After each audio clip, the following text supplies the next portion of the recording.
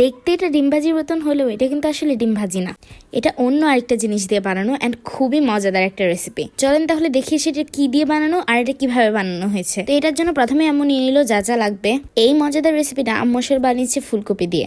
এখন ভিডিওতে তো দেখতেই পাচ্ছেন আম্মু কিভাবে ফুলকপিটাকে কেটে নিচ্ছে। এভাবে করে ফুলকপিটাকে আস্তে আস্তে করে কেটে নেবেন, আস্তে আস্তে কাটেন, তাড়াতাড়ি কাটেন, এটা আপনার বিষয়, খালি এভাবে করে কেটে নিলেই হবে।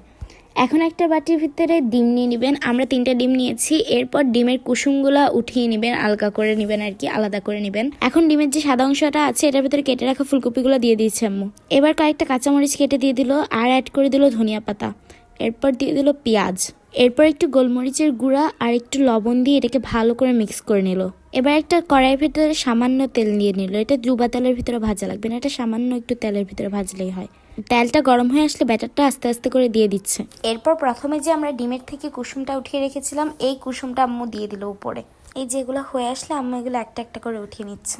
আমার কিন্তু আম্মুর এই রেসিপিটা খেতে খুবই ভালো লেগেছে। আপনারা চাইলে এটা ট্রাই করতে পারেন, আর যদি ট্রাই করে থাকেন তাহলে কমেন্টে জানাবেন যে আসলে এটা কেমন লেগেছিল আপনাদের। তো আজকের জন্য এতটুকুই, দেখা হবে নেক্সট কোনো ভিডিওতে। Bye bye.